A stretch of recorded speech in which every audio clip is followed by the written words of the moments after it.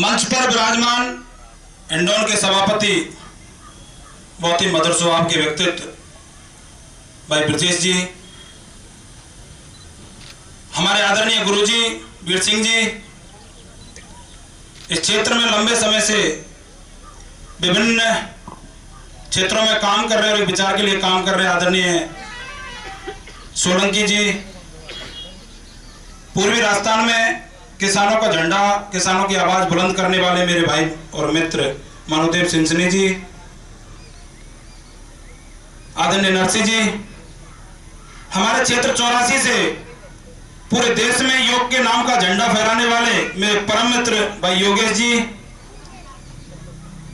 इस क्षेत्र में एक बहुत लंबे अरसे के बाद एक सामाजिक सरोकार से भरपूर इस तरह की राजनीतिक आर्थिक करने वाले इस क्षेत्र के विभिन्न परिस्थितियों से जूझते हुए धैर्यवान और ऊर्जावान मेरे छोटे भाई सरपंच और सरपंच संघ हिंडौन के अध्यक्ष भाई भूदेव जी, यह मंच पर विराजमान सरपंच साहबान, सामने विराजमान बुजुर्गों, माता बहनों,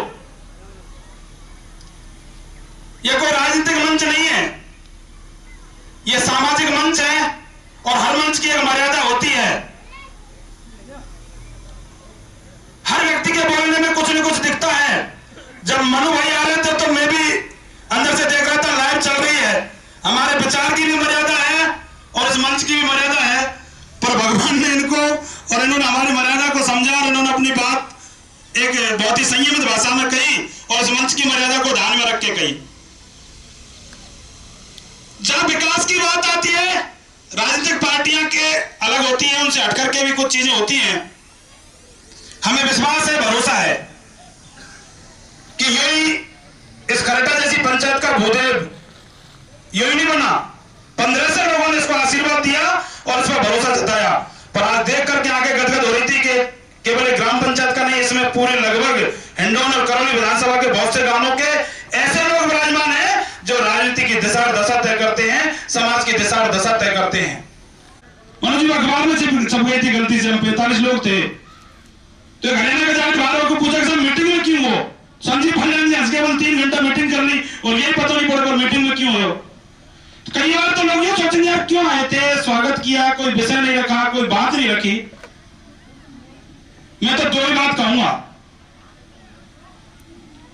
कि ना तो जन कल्याण के लिए और लोक कल्याण के लिए और गरीब के कल्याण के लिए किसी भी की व्यक्ति के हाथों में कोई बंदिश होती, ना कोई राजनीतिक मर्यादा होती। क्षेत्र के किसी भी व्यक्ति का, कोई भी लोक सेवक, कोई भी कर्मचारी, अधिकारी, हम जानते हैं किसानों का, इन क्षेत्र के लोगों का कोई बहुत ज्यादा काम नहीं पड़ता, किसी रिको में काम नहीं पड़ता और किसी बहुत बड़े मंत्री से काम नहीं पड़ता। इनका ज्यादातर काम पटवारी, सेक्रेटरी और सरपंच साहब तो यहाँ एक्टिव ही और तहसीलदार से पड़ता है, बिजली विभाग के कर्मचारियों से पड़ता है।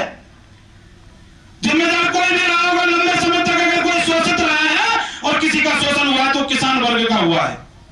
पर आज एक बात तो समझ जाना, पूछेंगे भाई क्यों गए, क्या हुआ लड्डू जी ने, इसके अलावा और क्या हुआ?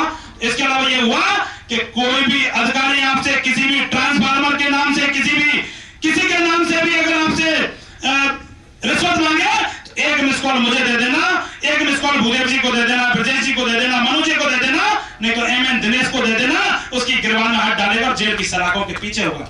निश्चित रूप से देश बन रहा है। जब भूदेव जैसे भाई, जब दिनेश जैसे भाई सरपंच होंगे, मैं देख रहा हूं हिंडौन पंचायत समिति में, मैं किसी उम्र का कोई विरोधी नहीं हूं कि उस उम्र में हमें भी जाना है, पर क्षेत्र की जनता ने आप जैसे युवाओं पर भरोसा किया है।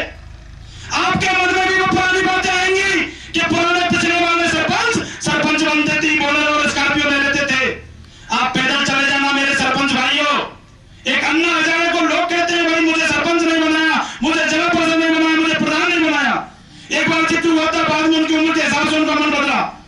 लोगों ने जिक्र किया कि अन्ना हजारे की ग्राम पंचायत किसी बड़े महानगर से कम नहीं थी।